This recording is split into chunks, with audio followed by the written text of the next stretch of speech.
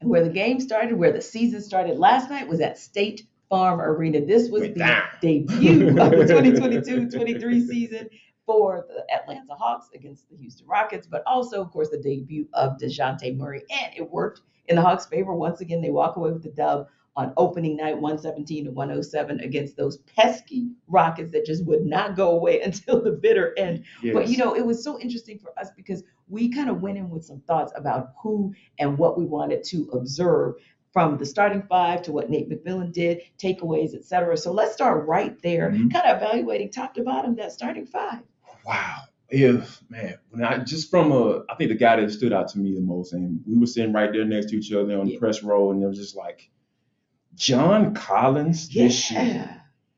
And I'm gonna go ahead and say it. And I've been the guy that, for those you don't know, I've been the guy that talk about John Collins Mhm. when he needs to be, like, or when sometimes not when he doesn't need to be, like Right. ad nauseum. Sometimes I'll be Mhm. that guy to kind of call out John Collins, but Right.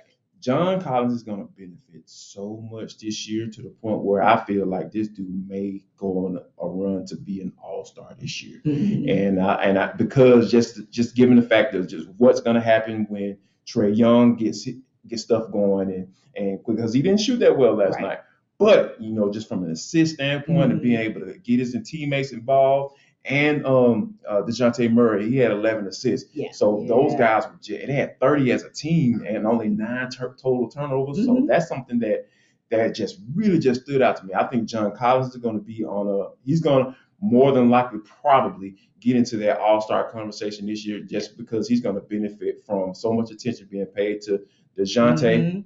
and Trae. Yeah.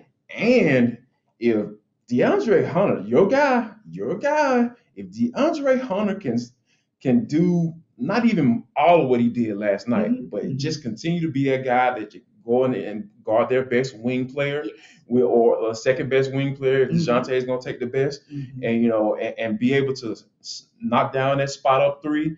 And then the way he was just handling the rock last night, T, like, how comfortable did that dude look last night? He looked just like the Dre that I always thought he could be, Yes, right? yes. And granted, here's the interesting thing. We didn't see a lot from him in the way of rebounding and maybe imposing his defensive will as much as I would have wanted stats wise. But as far as the game and imposing his will, now that was a little bit different. I think we saw that. But what I liked about him was he was aggressive on offense. And that's Yes. something that we started seeing at the end of last season, especially in that series against the Heat in the Mhm. postseason. But to see it last night, it's like a continuation. But yet, it felt like there was more confidence. It felt like there was more crispness. And one of the things that Nate McMillan said, and just evaluating and looking at his game plan, was the fact that he wanted to see that. Like, if I give you that opportunity, I want to see you take advantage of it. The thing that he liked about the 30 assists is the fact that, like you said, the combination of the assists primarily came from Dejounte and from Trae, but for you to get to 30 and for them to have about a combined 23 means somebody else was out there making sure Doing the that same they thing. got exactly that Right. they got into it. So I really loved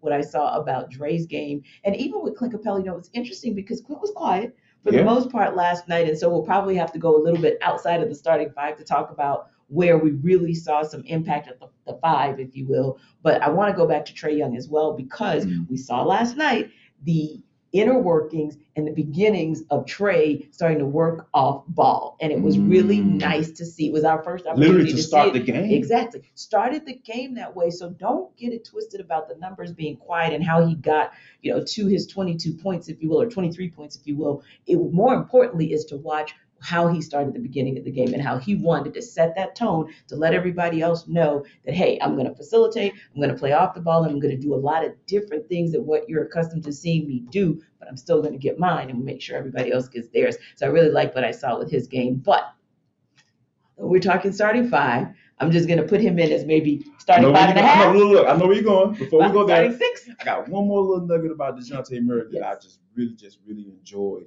listening and watching last Yes. night. So I think that in the post-game press conference, Nate McMillan was talking about why he kind of gives DeJounte Murray that free reign to Yes. kind of play the lanes, and Mhm. and 5 steals, it worked, Yes. right? Yes. So as a coach, him being able to recognize the type of talent that DeJounte Murray has, Yes. and gives him that leeway to do Mhm. that. So I asked DeJounte Murray about that in the post-game press Mhm. conference last night, and he kind of smirked a little bit, and he was just like, to be honest with you, he said it comes from when he used to be playing ball with his uncle. So obviously the uncles are older than them. So you being the little dude, so you got to be able to figure out a way to get the ball. Right. So that's how you do that. You got to play the lanes. You got to be aggressive. You got to be able to get up on them and be willing to play defense because they ain't gonna pass you the rock off GP because you're a little youngster. You're trying to figure out your way. And I think that just kind of speaks to who Dejounte Murray is. That's what I feel like this dude is going to be so special and so key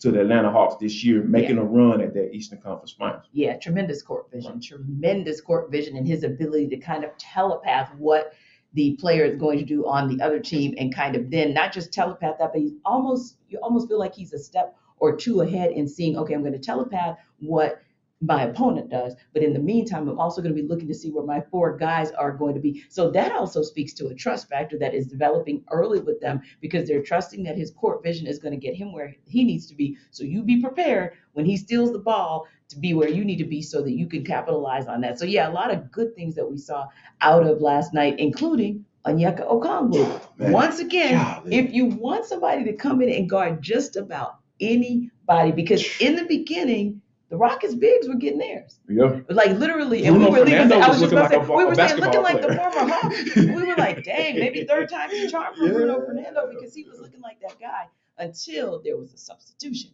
And when Double O came in, that really did change the scope of the game. He did some amazing things in just 21 minutes. So I got to really give him a shout out. I was looking, I didn't see, because we talked about this yesterday. I told you guys I was going to be looking to see what he was going to be doing with his mid-range jumper. Didn't quite see that, but I saw some things.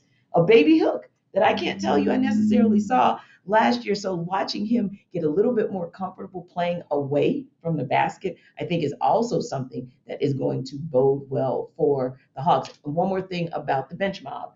We're just starting to see what the Holiday brothers can do. We can't really evaluate. That's probably the one area where I wouldn't say I have a concern, Jarvis, kind of jumping a little bit ahead there, but it was maybe more if I have an incomplete, because you really cannot evaluate what the bench mob 2.0 is without having Bogdan Bogdanovic there. Right, yeah, no doubt about it. And that's where I think that you're going to get some of that three-point shooting, who a lot of people, and it's warranted because the Hawks were shooting 17% at halftime from three. And got to 28% at the end. Yay, Hawks, so but that's not them. But that's not them. And I think that as we go along, it's funny that it may be them. Yes. They may be them because I think that this team is constructed in a different way. You know, and I even asked Nate about that because he had a comment that I thought it was very interesting. He said, you know, a lot of teams in today's analytical say, hey, you're supposed to shoot 3-ball, you know, and just from a percentage standpoint and just and all that stuff, right? But he kind of broke it down to the point where he was just like, well, you know, we'll take the 2. Sure. You know what I mean? And like when you think about that, it just makes you think like, okay, not being so firm and not being so rigid on what you want to do, but being able to adjust because the Hawks got rebounded last night. And, you know, when you think about what the Houston Rockets were able to do, you know, throughout the game and stay within the game, that was some of the reasons why.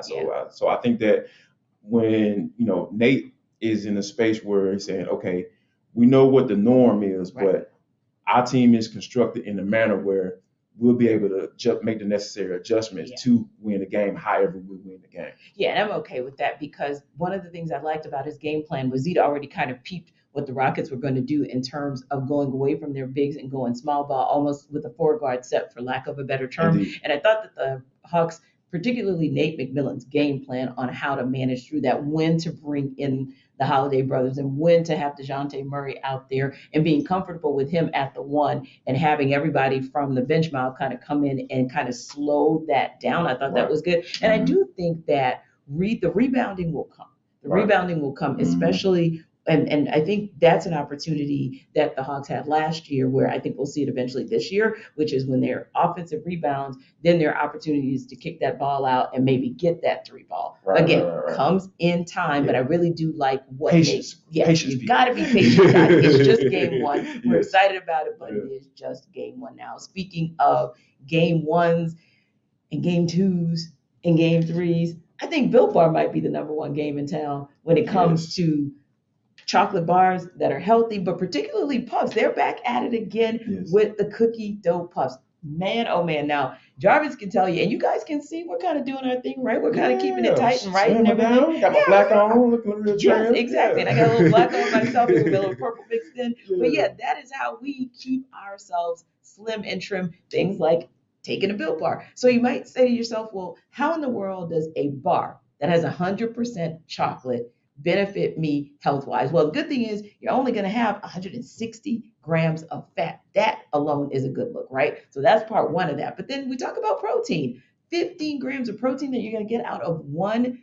chocolate puff. I don't know, cookie dough puff. I think that's a very, very good look. So go to built.com. That's where you're going to be able to place your first order. And when you place that order, you're going to be able to use a code that is going to get you a percentage off. What are we talking, like 15% discount? 15% off. 15%. That's pretty cool. It's cool. Locked on 15. That's easy enough. You know we're locked on sports. So that's locked on 15. All you have to do is go to built.com. You're going to get more information, right? And more nutritional information. So don't just take it from us. Read up on it when you go to that website and then go ahead and place your order. Get your 15%, and then you can get fine, just like us, with your Built Bars at built.com.